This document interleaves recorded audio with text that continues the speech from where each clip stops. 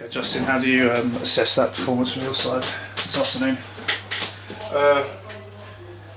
Quite frustrating, to be honest with you. We created a lot of chances in the first half, and Carl should have walked away with a hat-trick today. We've got to praise him for getting in those opportunities, but we didn't score today. I'm quite disappointed about that. I thought we was set up quite solid. I thought the defence was solid. I thought the tactics we got was spot on. We snuffed out Dadson and he got substituted. He was their main threat. I think we've marked Alex Reed quite well. I know he scored from a free kick. So we stopped them. They're good players, have influence in the game. And we got our best players in the positions where they should have scored some goals. We created the right chances, but we didn't take it. Both teams have probably created about 4 or 5 chances, didn't take them. So it looked like a draw probably would have been a fair result. But it's just, I think it was a strange decision again for the free kick. I don't know what goal we're supposed to do. I was supposed to get out of the way, but then we've got to deal with it. The goalie's lined up the wall and he's been beat pretty much in the middle, so quite a poor goal to give away, to be honest. You're not really getting the rub of the green at the moment, are you? It's pretty much been the story of the season, isn't it? Yeah. Well, I'm a big believer if you have to earn your luck, and it's no coincidence that the teams that I would say are mid-table below don't get the rub of the greens, and when you're at the top of the league you get the rub of the greens, because I believe you have to be good to be lucky. And yeah, last season we probably got a lot of rub of the green, but then again there was a lot of things we didn't get right. I just think, yeah, we're not at the rub of the green at the moment, and hopefully we'll turn. But Tuesday was obviously a strange one. Today, the reason I'm not going to dwell too much on the free kick that they scored, or the free kick that it shouldn't be, is because we've not scored.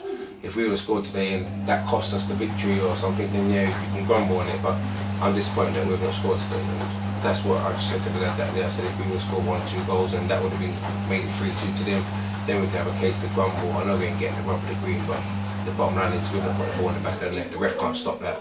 Defensively, it was very solid. I mean, on another day, you could have had 3 or 4. So there are plenty of positives to take from today, despite the result. Well, I think we've been solid for quite a while. You know what I mean? I take the Barkingside game out of it. I think we've been solid for about a number of games recently, and I don't see strikers having many chances against us. If it is, it's late runners coming into the box or a defender from a set piece or something. We seem to be dealing quite well with strikers, unless, you know what I mean, it's a strange decision that goes against us, like a free kick, and then they take it. That's different. But defensively, I think we've been solid. I think the work rate's been correct. I think the attitude's been spot on, and even down to small things like we've had 2 players got yellow cards for making 2 tackles, which are yellow cards. Don't get it wrong, but they've had 2 players that have done similar tackles and not been yellow carded. Now, I like seeing people get a card, but I'm just saying that's how much of the luck we're not having at the moment. That it doesn't seem to be 50-50, but again, you make your own luck. And I've always been a big believer in that. In life, I've never been one to feel sorry for myself and say, oh, it's always us, because, like I said, we've had decisions that, you know what I mean, that have not been correct the other way, and we've capitalised off it. So it does work in roundabouts. They say even to self up at the end of the season. Well, it's got a lot even up to do for us, because I feel we've had a lot of bad luck this season. I mean, Aveley are pretty much slap bang in the middle of the table now. It's unlikely you're going to go up. You're definitely not going to go down. Is it a test of you as a manager to motivate these players for the last 7 games? Well, if I see anyone saying we ain't got nothing to play for or lack of motivation, they won't play. At the end of the day, players that really should be fighting to earn a deal to stay with me next season. Whoever is does want to play for this club needs to show me in the last 8 games we've got left.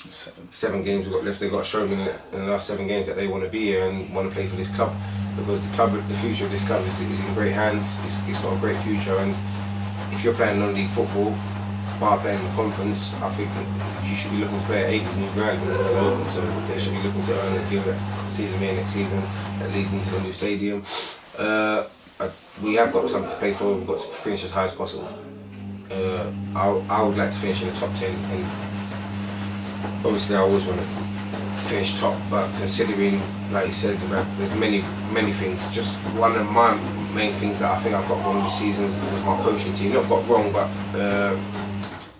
Victor obviously leaving in the summer, and sort of he wasn't 100%, so I left the door open for him, but I left it too late to get replacements, and those replacements weren't doing well. So a lot of that, I take a lot of that blame for myself, because that's the start of the period. Maybe I should have been a bit I should have been a bit faithful to a few players earlier on in the season, which I cut, but then I don't think so, because I gave them enough opportunities. So there's been a lot of things that I've done wrong myself this season. There's a lot of things that I've learned.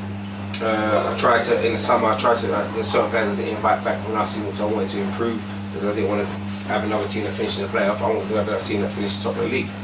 That didn't work out, so sometimes maybe grass ain't always green. I should have worked with what I had and maybe improved those. So that's something I will learn from. And yeah, like I said, I just want to finish the season as high as possible, win as many games as we can, and look forward to next season.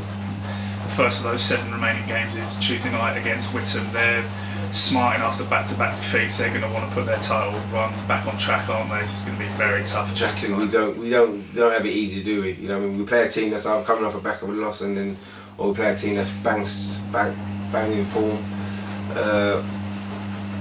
So yeah, but I always enjoy playing against teams like these games. You know, they're not hard to motivate players. Players are coming off to me at the pitch frustrated, saying, "Gaff, we're not making excuses. I know that team we're making an excuse, but the ref's killing us." Blah blah blah. They say it looks bad on us because it's like we're using it for an excuse. I said, well, my exact answer was we didn't score no goals today. So yeah, Witton will be a tough game, but we owe them one because they beat us quite comfortably here. We didn't really give them a game when we played here earlier in the season. So we owe them performance, and it doesn't matter who we play. I just want us to win the next game, and that's the bottom line. And if we can get a win on Tuesday, then it gives us a good platform to finish the season on high. And that's what I want to do. We've got 7 games. There's no reason why we can't win 4 or 5.